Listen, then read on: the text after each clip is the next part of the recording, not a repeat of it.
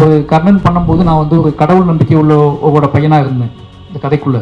என்னோடய கதாபாத்திரம் அப்படி இருந்துச்சு.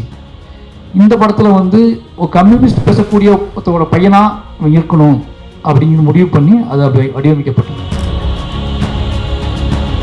சிவலிங்கன் வந்து டைரக்டராக மாற வரைக்குமே பண்ணலான்னு ஐடியா இருக்குது. கரெக்டாக சொல்லணும் அப்படின்னா நான் இதை பண்ண தான் வந்தேன், வாழை பண்ண தான் நான் வந்தேன். வாழை 1 to வாழை 2. இதுக்கு இடையில நான் பண்ணுற எல்லாமே என்னோட பிஸ்னஸ், என் மேலே நம்பிக்கை வருவதற்காக நான் நிறைய படங்கள் பண்ணுவேன். தங்களானுக்கும் வாழைக்கும் இத்தனை வருஷம் டிஃபரெண்ட் இருக்குல்ல. தங்களான் நடக்கக்கூடிய காலகட்டம் இத்தனை, வாழை நடக்க காலகட்டம். ஆனால் 2 கதையும் ஒன்று தானே. 2மே வாழ்விற்கான போராட்டம் தானே. வாழ்விற்கான மரியாதைக்கான போராட்டமும், வாழ்வின் பசிக்கான போராட்டமும், வாழ்வின் தேவைக்கான போராட்டம். எதுவுமே பெருசாக சேஞ்ச் ஆகலை, கலர் தான் சேஞ்ச் ஆகிடும். என்னோட கைஸ் கம்மியாக பையன் இருக்காங்கன்னா நான் அவன்கிட்ட சுதந்திரமாக பேசுவேன். ஏன்னா அவன் நெக்ஸ்ட் ஜென்ரேஷன், அவன் நீ நம்பக்கூடிய செயல்கள் நிறைய இருக்கும். அப்போ அவன்கிட்ட ஓப்பனாக பேசுவேன். அப்படி பேசுவதற்காக அந்த படங்கள் எடுக்குது. எனக்கு முன்னாடி வாழ்ந்தவங்களுக்காக என்னோட படங்கள் எடுக்கப்படலை, எனக்கு பின்னாடி வரப்போகிறவங்களுக்கு. குறைந்த விலை, நிறைந்த தரம், தங்கள் தேவைகள் அனைத்தும் ஒரே இடத்தில். Jayachandran. Ananya's Nana Nani Coimbatore, a paradise for senior citizens. வணக்கம் சார். வணக்கம் சார், என் பேர் ராகுல். சில ஷார்ட்ஸில் அந்த மாடு பொம்மை மாதிரி இருந்துச்சு, அது என்ன ரீசனுக்காக? எனக்கு தெரியல. மாடு பொம்மை அது மாட்டோட கண்ணுக்குட்டி, இறந்து போன கண்ணுக்குட்டி. அப்படிங்களா? நமக்கு உனக்கு தெரியலையா அவருக்கு? No sir. அது கல்ச்சர். மாடு இறந்து போச்சு அப்படின்னா, கண்ணுக்குட்டி இறந்து போச்சுன்னா பால் கொடுக்காதுல்ல. இப்போ மாட்டுலேருந்து பால் கறக்கிறதுக்காக இறந்து போன கண்ணுக்குட்டியை பொம்மை மாதிரி செஞ்சு அதை வச்சு சீட் பண்ணி அந்த பாலை கறப்பாங்க. ஓகேவா? Okay sir. அதே மாதிரி ரயில் பூச்சி நிறையா ஷார்ட்ஸில் இன்க்ளூட் பண்ணியிருப்பீங்க, அது என்ன ரீசன் சார்? அதுதாங்க அதிகமாக இருக்கும். நம்ம சோகமாக இருந்தாலும் சரி, சண்டை போட்டாலும் சரி, அழுதாலும் சரி, துடிச்சாலும் சரி, அது மேலே நம்ம மேலே ஊறி போய்கிட்டே இருக்கும். அது மூவ் ஆகிக்கிட்டே இருக்கும், ரன் ஆகிக்கிட்டே இருக்கும். ஏதாவது டிஸ்டர்பன்ஸ் வந்துச்சுன்னா சுருண்டுக்குன்னா அதிகமாக பார்த்து நான் ஆடு மேய்க்கும்போது மாடு மேய்க்கும்போது ரொம்ப அதிகமாக பார்த்து விளையாண்டது வந்து ரயில் பூச்சி தான். என்னோடய படத்தில் நிறைய இடத்துல ரயில் பூச்சி வரும். அதுக்கு ஒரே ரீசன் என்ன அப்படின்னா, நான் காட்டுக்குள்ளே தனியாக இருக்கும்போது அது கூட ஒரு கேம் ஆடியிருக்கேன். சும்மா அது போகும்போது அது எவ்வளோ தூரம் போகுதுன்னு பார்த்து ஃபாலோ பண்ணியிருக்கேன். திடீர்னு ரொம்ப கோவமாக இருந்துச்சுன்னா அதை தொட்டால் அது சுருண்டுக்கும். திருப்பி அது எவ்வளோ நேரத்தில் மூவ் ஆகுதுன்னு பார்ப்பேன். அப்போ என்னோடய லைஃப்பில் வந்து நான் அடுத்தடுத்து என்னை தயார்படுத்திக்கிறதுக்கு அந்த சின்ன வயசுலேயே நான் வந்து அதிகமாக உன்னிப்பாக கவனித்தது ஒரு உயிர் அப்படின்னா ரயில் பூச்சி. என் லைஃப்பில் ரயில் பூச்சிக்கு முக்கியமான பங்கு இருக்குது. அப்படி ட்ராவல் ஆனது தான். நன்றி சார். Thank you sir. வணக்கம் சார். என்னோடய பேர் சாக்ரட்டிஸ். என்னோடய கொஷின் என்னென்னா, அதுக்கு முன்னாடி படம் முழுக்க கம்யூனிசத்தையும், லெனினையும், அம்பேத்கரையும், மார்க்ஸையும், அரிஸ்டாட்டிலோடைய வசனங்களையும் படம் முழுக்க காட்டினதுக்கு என்ன சொல்கிறது, சொல்ல முடியாத அளவுக்கு ஒரு மிகப்பெரிய நன்றி. தேங்க்யூ. அதை தொடர்ந்து என்னோடய கேள்வி என்னென்னா, அந்த வாழைத்தார் கடைசி கிளைமேக்ஸுக்கு முன்னாடி அப்போது அவர் அந்த பழத்தை சாப்பிடுவார், சிவானந்தன் சாப்பிடும்போது எந்த ஊர்லன்னு கேட்பார், புளியங்குளம்னு சொல்லுவார். அப்போ வந்து யார் வீட்டு பழத்தை யாரில் சாப்பிட்றது அப்படின்னு ஒரு கொஷின் இருக்குது. அதுக்கு பின்னாடி என்ன இருக்குது? சாதியா? யாருக்கு என்ன தோணுது?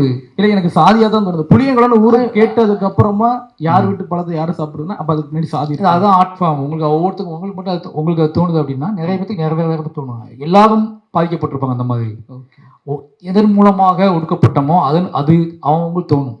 சாதியால் ஒடுக்கப்பட்டவங்க இருப்பாங்க, பொருளாதாரத்தால் ஒடுக்கப்பட்டவங்க இருப்பாங்க, மதத்தால் ஒடுக்கப்பட்டவங்க இருப்பாங்க. ஓகேங்களா? எல்லா வகையான ஒடுக்கப்பட்டவங்களும் இருக்காங்க. நீங்கள் சாதின்னு உங்களுக்கு தோணுச்சுன்னா நீங்கள் அதன் வழியாக ஒடுக்கப்பட்டவங்களா இருப்பீங்க.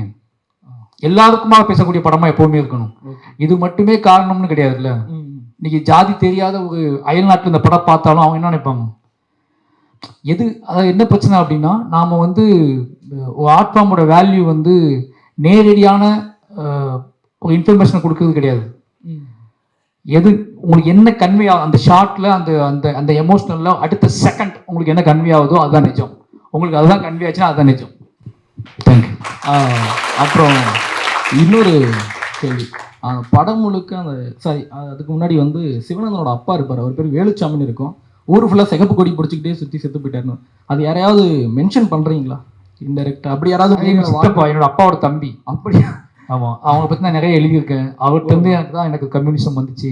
அவர்கிட்ட இருந்து எனக்கு ஐடியாலஜி சின்ன வயசுலேயே வந்து. எங்கள் அப்பா வந்து பெரிய சாமி கொண்டாடி, அவர் சாமி ஆடுவார். எங்கள் சித்தப்பா வந்து ஒரு கம்யூனிஸ்ட்டு. என் படத்தில் சாமியும் இருக்கும், கம்யூனிஸ்ட்டும் இருக்கும். அதுக்கு ரீசன் என்னென்னா, நான் இந்த கல்ச்சர்லேயும் வளர்ந்துருக்கேன், கடவுளோடும் சம்மந்தப்பட்டிருக்கேன், கம்யூனிஸ்டோடும் சம்மந்தப்பட்டிருக்கேன். இது ரெண்டையும் புரிந்து உணர்ந்து, இது ரெண்டையும் பொதுமக்களுக்கு, இன்னசென்ஸ் பீப்புளுக்கு இந்த வாழ்க்கையில் எப்படி சம்மந்தப்பட்டிருக்கு அப்படிங்கிறத கனெக்ட் பண்ணிக்கூடிய வித்தையை வந்து நான் கற்றுக்கிட்டதே வந்து அந்த 2 பேருக்கும் லைஃப்ல இடையில ஒரு டிராவல் இருக்குல்ல, ஆமா. ஒரு கடவுளை இன்றைய நிமிஷத்து வரைக்கும் எங்கள் அப்பா நம்பிக்கிட்டு இருக்காரு. அவருக்கு பிறந்த பையன் தான் நான். சித்தப்பா கம்யூனிஸ்டை நம்பினவர், ரொம்ப அதிகமாக நம்பினவர். அவரோட தாக்கம் எனக்கு அதிகமாக இருக்கு. அதனால அவரோட பாதிப்பு தான் அந்த விஷயம் எல்லாமே. எனக்குள்ள இருக்க சின்ன வயசுலேயே என் வாழ்க்கையை இன்னொருத்தருக்கு என் வாழ்க்கையை படம் பிடித்து காட்டுவதற்கு காரணத்தை நான் கண்டுபிடிச்சோம்னா, இப்போ எல்லார்ட்டையும் வாழ்க்கை இருக்கு, ஆனால் எல்லாரும் தான் வாழ்க்கையை சொல்றது இல்லை. எல்லாரும் போய் டக்குன்னு அவசரமாக நம்ம ஒருத்தர் சொல்லிட மாட்டோம். நம்ம வாழ்க்கையை சொல்வதன் மூலமாக இங்கே ஒரு மாற்றம் நிகழும் நம்பக்கூடிய வாழ்க்கையை தான் நம்ம சொல்லுவோம். என் வாழ்க்கையை நான் சொல்கிறேன் அப்படின்னா அந்த வாழ்க்கையின் மூலமாக இங்கே ஏதோ ஒரு அடிப்படையாக ஒரு சில மாற்றங்கள் நடக்கும், சில மனிதர்கள்கிட்ட ஒரு சில சலனத்தை ஏற்படுத்தும், அது சில ஒரு என்ன சொல்கிறது அடுத்த சந்ததியினருக்கு ஒரு வழிகாட்டியாக இருக்கும் நம்புகிற வாழ்க்கையை தான் நம்ம சொல்லுவோம். அப்படி எனக்கு நம்பிக்கையை கொடுத்து என் வாழ்க்கையை பற்றி புரிதலை கொடுத்ததில் என் சித்தப்பாவுக்கு ஒரு முக்கியமான பங்கு இருக்குது. அவர் இறந்து போயிட்டார், இப்போ இல்லை அவர். ஆனால் அவரோட பையனே இறந்து போயிட்டான் அந்த ஆக்சிடென்ட்ல. என்னோட அண்ணன் அவர் தான் அந்த படம் முடியும் போது முத்துக்குமார்னு வரும் ஸ்கூல் படத்தில் சிவனஞ்சான் சேகர்னு 2 பேர் அலைவாங்கல்ல, அது நானும் என்னோட அண்ணன் சித்தப்பா பையன் அவனும் நான் தான் ஒன்று அலைவோம். அவன் அந்த ஆக்சிடென்ட்ல இறந்துட்டான். அவனோட அப்பா தான் அவர். 2த்துக்கு ஒரே வீடு, பக்கத்து வீடு, 2 பேர் வந்து ஒன்றாவே ட்ராவல் பண்ணுவோம். அந்த செட்டில் வாழ்ந்தவங்க தான் நாங்கள் எல்லாருமே. அவங்க சித்தப்பாவோட ஒரு கம்யூனிஸ்ட் பேசின பையன். நான் வந்து இந்த கதையில் நான் கம்யூனிஸ்ட் இப்போ கர்னனில் வந்து ஒரு கர்ணன் பண்ணும்போது நான் வந்து ஒரு கடவுள் நம்பிக்கை உள்ளோட பையனாக இருந்தேன். இந்த கதைக்குள்ள என்னோட கதாபாத்திரம் அப்படி இருந்துச்சு. இந்த படத்தில் வந்து ஒரு கம்யூனிஸ்ட் பேசக்கூடிய ஒருத்தரோட பையனாக இருக்கணும் அப்படிங்கிற முடிவு பண்ணி அது அப்படி வடிவமைக்கப்பட்டது.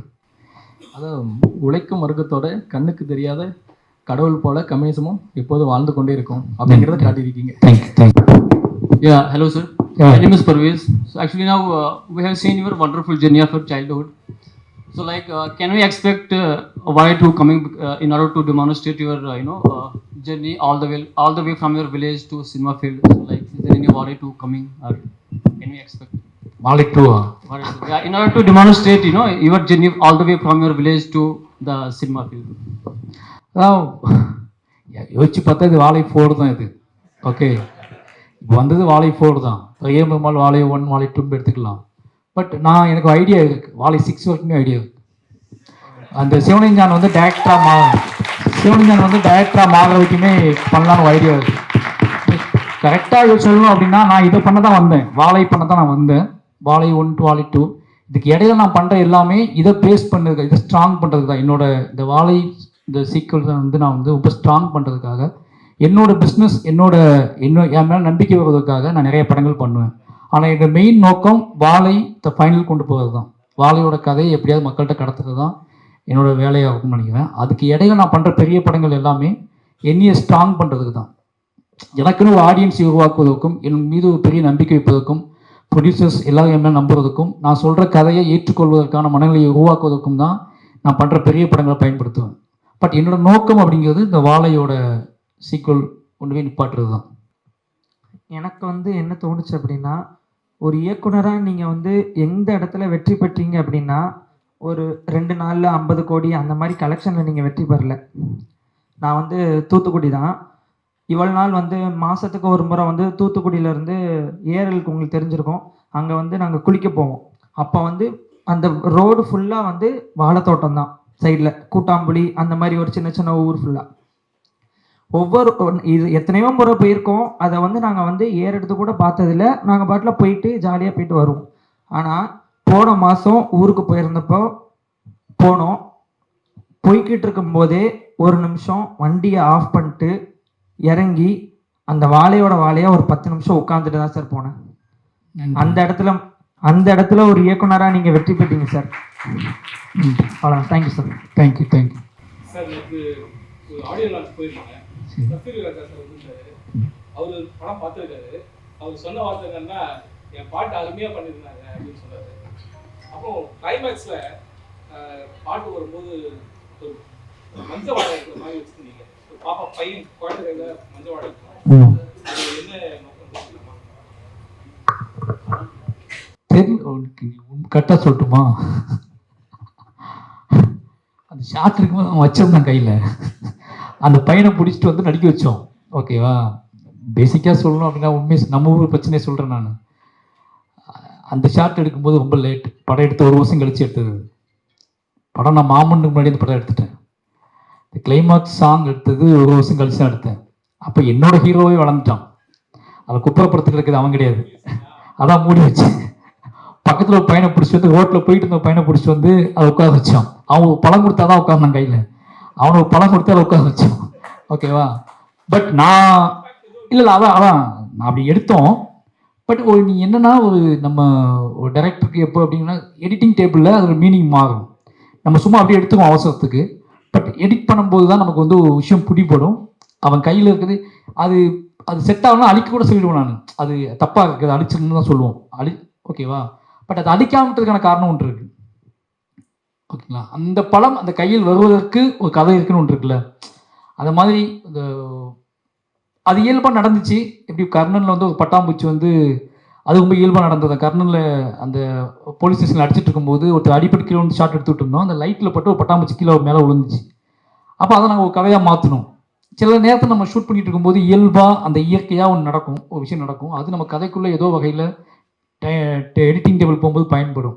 இந்த படத்தை பார்க்கும்போது உங்களுக்கு தோணுமா? எனக்கு எமோஷனலாக தோணுச்சு. ஆனால் நான் ஒரு புதுசாக ஒரு காரணத்தை உருவாக்க விரும்பலை.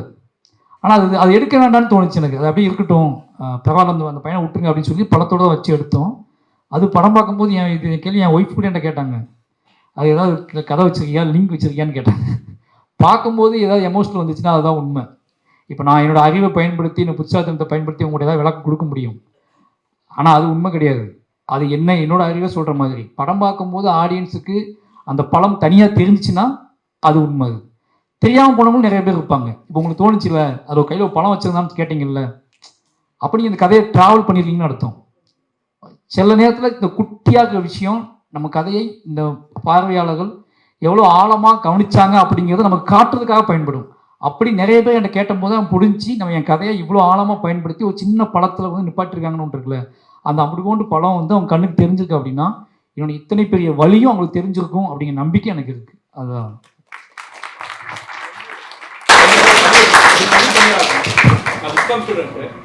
பெர்னாட் ஒரு இப்போ இருக்க கோபி சார் மாதிரி ஒருத்தர் அப்போ இருந்து அவங்களாம் பார்த்துருக்கீங்க யூடியூப்ல. அவர் ஒரு விஷயம் சொன்னார், சினிமா வந்து பணம் சம்பாதிக்கிறதுக்கான ஒரு பொழுதுபோக்கே இல்லை, அது ஒரு கல்வெட்டு. ஒரு 30 வருஷத்துக்கு முன்னாடி பஸ் எப்படி இருந்துச்சுன்னா நம்ம சிவகுமார் சார் படம் பார்த்தா அப்போ அந்த பஸ்ஸு பாட்டு ஒரு பார்த்துருக்கீங்க. அது மாதிரி தான் இது கல்வெட்டு. நம்மளோட சொசைட்டி என்ன மாதிரி ரேஞ்சில் அடுத்தடுத்து கட்டத்துக்கு போயிட்டு இருக்குன்னு அந்த காமிக்கிறதா. இது நீங்கள் இப்படி மனசில் வச்சுட்டு பண்ணுங்க. ஆக்சுவலாக வந்து இந்த உலக சினிமா வந்து பார்த்தீங்கன்னா அவங்களோட கலாச்சாரத்தை பிரதிபலிக்கிற மாதிரி இருக்குன்னா அது உங்களை மாதிரி ஆகலாம் சார். ரொம்ப நன்றி, ரொம்ப நன்றி.